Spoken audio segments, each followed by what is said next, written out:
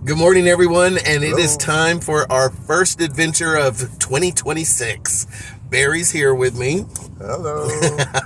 and we are heading out to Fish Gallery Addison because we're going to be rescaping their planted tank in the showroom there today. So if you're in the area, this afternoon might be a good time to stop in and say hi. We'd love to see you. We'll be there for probably a while. It's going to be fun. So we'll take some pictures and we'll circle back with you soon. Have a good one. Hey everybody, we finally made it here. We're at Fish Gallery in Addison, Texas, and Barry and I are here to rescape their planted showroom tank.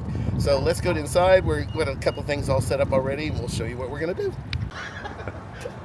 Well, let's do this. So, the beautiful showroom, we're here, and our tank is right over this way. The staff is all busy working, so we'll try to stay out of their way.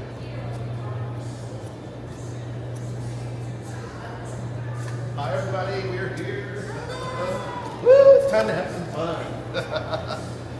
This is the tank that we're going to be rescaping today. This is a 125 gallon tide line, and it's been running for about 2 years if I'm not mistaken. Lydia, who used to work here, I think was one of the main people who actually set it up initially.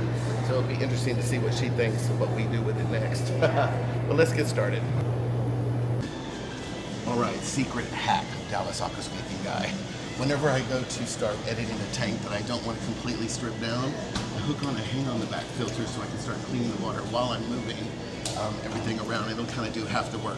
At the end, if it's still dirty, I can go ahead and drain down the water and do a water replacement and get it all clean at the end. Stay tuned. Everybody, we had our first guest show up today. This is Alex, and he follows Dallas Aquascaping guy on YouTube. And he had a couple of questions he wanted to ask us today. So, what you got? So I'm new to the hobby. I've got a year into the aquascaping. I'm seeing, because I saw this when this was flourishing, and Right. so I'm seeing some of the same signs of like what my tank's happening. So Right. I wanted to see from experienced guys what your steps of process in attacking all this stuff. And I see you have this extra filter, so I'm guessing it's to minimize to all the debris that's going to be stirred. to be stirred in that. I'm like, I don't do that. I'm like, all right, cool. I'm seeing here. I'm like, they haven't turned the pumps off yet. Right. But then I'm like, what is your guys' approach? Goal here to remove all of these, I guess, black algae. Right. You know? Right. So that's actually exactly what we're doing here. So your questions are perfect. What we're going to do first with this tank is we're going to remove everything that's in the front so that we can get a better view of what exactly is going on with the hardscape. And then we will salvage what plants are in the best condition to reuse in the tank. We might move some of them around. So you're cutting all this rotella out. We're going to pull it out Out. completely. Wow. Yeah, because we're going to open up the foreground again. Okay. What we're using this hang on the back filter is because as we stir this up, we're going to pull it out as much as we can now. Once we get everything out the way we want, we may come in and do a water change just to give it extra clear up. But then we're going to go in and really start looking at all the bad spots, like this leaf here is covered in blackbeard algae. Yes. We're going to see if there's any more algae growing on some of the hardscape.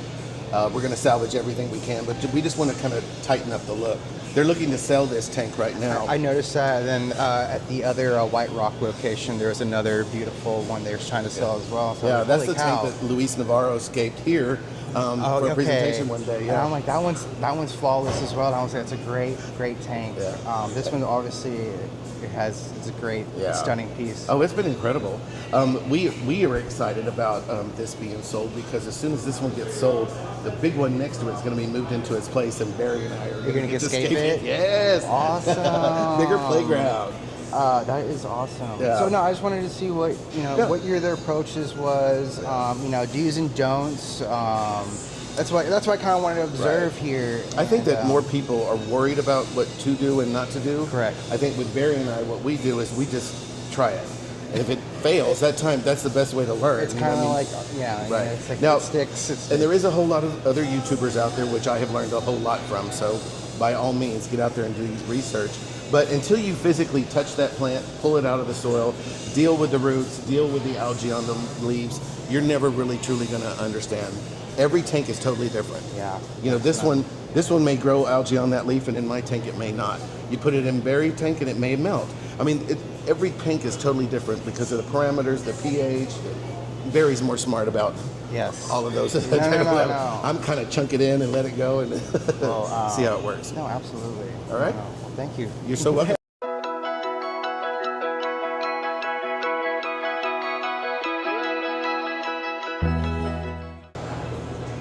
Now, because I've seen some people how they plant rotella. I've heard like some people don't usually they'll snip it and then they'll Replant it. replant. But then what do they do with the root? They leave it in there. No, they leave it in there.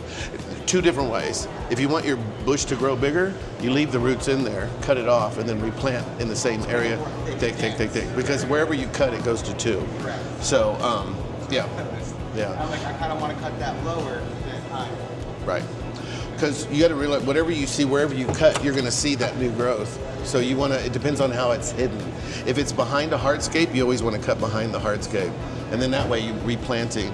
And then as it gets fuller, when you go to cut the tops off, you can just shove the tips back into the cluster.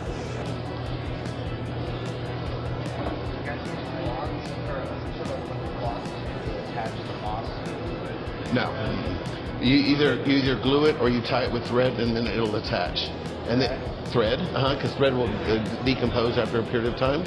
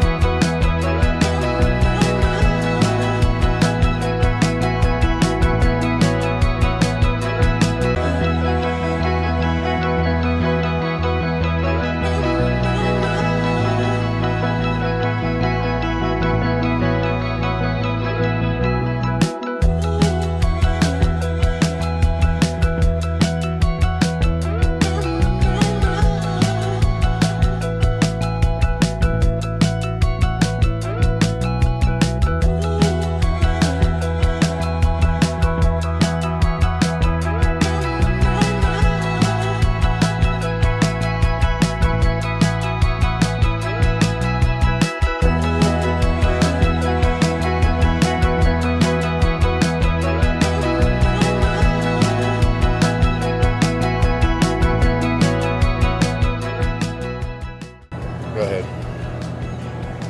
And the leaf decides to get right in front of the camera. Would it be prettier to put that side down?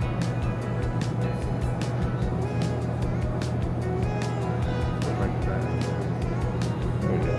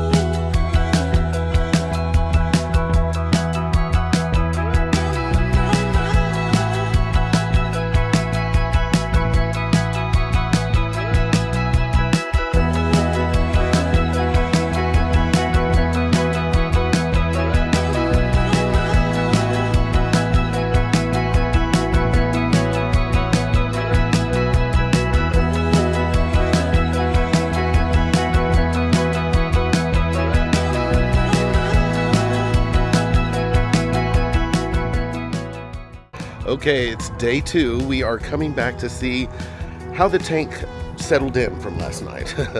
I'm hoping everything got cleared up, and well, the fish are doing well, and we'll see what it looks like soon. Oh wow, it really is clear.